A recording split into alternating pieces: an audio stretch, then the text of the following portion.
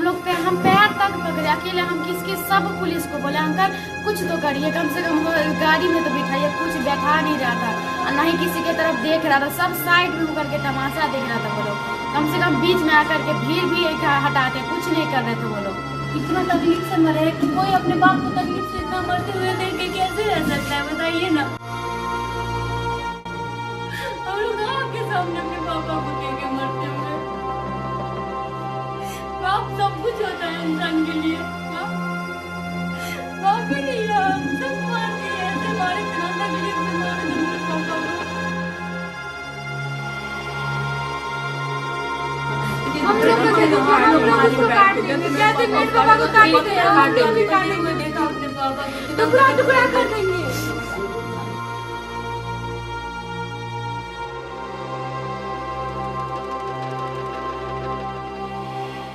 नमस्कार, मैं हूं राज मोहन तिवारी और आप देख रहे हैं लाइव बिहार।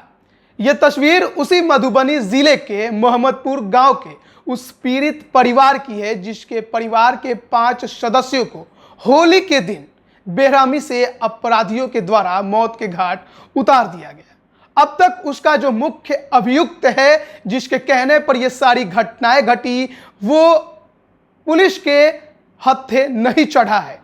प्रशासन पर सवाल केवल और केवल परिवार के लोग नहीं बल्कि सरकार के मंत्री तक उठा रहे हैं। लगातार इस परिवार से मिलने के लिए राजनीतिक दलों और कार्यकर्ताओं का हुजूम लगा हुआ है। ये जो वीडियो अभी आपने देखी, जिसमें हृदय विदारक तस्वीर कही जा सकती है कि एक बेटी अपने बाप के बारे में ये बता रही है कि बॉर्डर पे कार्यरत थे उसके पिता, लेकिन वहां उनको आज तक कभी खरोच भी नहीं आई और जब अपने घर आते हैं तो वो जिंदगी से हार जाते हैं, क्योंकि यहाँ का प्रशासन इतना निकम्मा है कि रावण नाम का एक संगठन चल रहा था और उसे इस संबंध में तनिक भी जानकारी नहीं है। एक मछली मारने के विवाद में इतना बड़ा घटना हो सकता है, किसी ने शायद सोचा नहीं होगा कि इस तरह से एक परिवार के पुरुषों का नरसंहार कर दिया जाएगा। बिहार में जंगल राज शब्द का अगर आपने अभी तक अर्थ नहीं समझा है तो आप इस घटना को देखकर समझ सकते हैं कि क्या होता है जंगल राज। यह तस्वीर रितु जायसवाल, जो कि राजद की कार्यकर्ता हैं, राजद की नेता हैं, उन्होंने ट्वीट किया है। वो परिवार से मिलने पहुंची हैं और वो ट्वीट करते हुए लिखती हैं, बिहार की बेटी चीख चीख कर अपना दर्द बयां कर रही है। याद रखिएगा मुख्यमंत्री जी, वीर सैनिक की बेटी है, इनकी चित्कार में भी हुंकार होती है। आज नेता प्रतिपक्ष तेजस्वी यादव जी पीड़ित परिवार से मिलने आ रहे हैं। इसके अलावा तेजस्वी यादव कल यानी कि सोमवार को बंगाल चुनाव का प्रचार करके वापस बिहार लौट आए हैं और लौटने के साथ ही उन्होंने एक ट्वीट किया है। वे ट्वीट कर लिखते हैं, कल मधुबनी नरसंहार पीड़ितों से मिलने जाऊंगा। नीतीश जी ने इस नृशंस नरसंहार के पीड़ितों से मिलना तो दूर, अभी तक 2 शब्द संवेदना के भी व्यक्त नहीं किए हैं। किसी नामजद अभियुक्त की गिरफ्तारी भी नहीं होने दी, क्योंकि नरसंहार उनके एमएलए और सत्ता संरक्षण में हुआ है। हैशटैग मधुबनी अनाथों को इंसाफ कब। इसके अलावा अगर बात करें राष्ट्रीय जनता दल के कार्यकर्ताओं की, नेताओं की, तो लगातार वो पीड़ित परिवार से मिल रहे हैं। इसके अलावा सत्ता के भी मंत्री, विधायक, एमएलए और जो सांसद है वो जाकर पीड़ित परिवार से मिल रहे हैं। कल यानी सोमवार की रात नीतीश कुमार से भी इस पर बयान लिया गया। उन्होंने कहा कि इसकी जवाबदेही पुलिस को है। याद रखिएगा, बिहार में कोई अपराध करके बच नहीं सकता है। हालांकि वो अभी तक ना तो पीड़ित परिवार से मिलने गए हैं और ना ही इस पर उन्होंने कुछ कहा है। वो केवल इतना कह रहे हैं कि कोई बचेगा नहीं।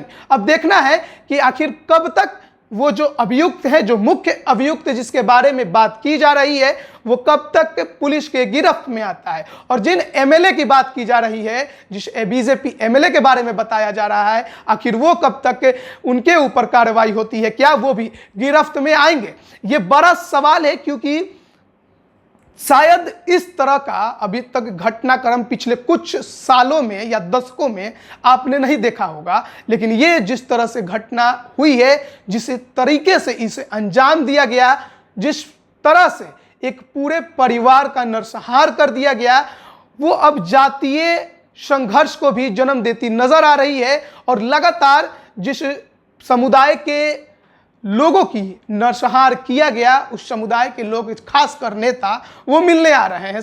यानी कि मंगलवार के दिन तेजस्वी यादव भी इस परिवार से मिलने जा रहे हैं और उनका साफ कहना है कि मुख्यमंत्री नीतीश कुमार ने अभी तक ना तो संवेदना प्रकट की, ना मुलाकात करने पहुंचे हैं, लेकिन वो मुलाकात करेंगे और दोषियों को सजा जरूर दिलाएंगे। अब देखना है कि आखिर कब तक इस घटना के आरोपी पुलिस के गिरफ्त में आते हैं और कितनी जल्दी उन्हें सजा मिलती है। ये परिवार तो लगभग अनाथ हो ही चुका है। आप बने रहिए लाइव बिहार के साथ, तमाम अपडेट हम आप तक लगातार पहुंचा रहे हैं। आपका बहुत बहुत धन्यवाद। लाइव बिहार यूट्यूब पर सब्सक्राइब और फेसबुक पर लाइक जरूर करें।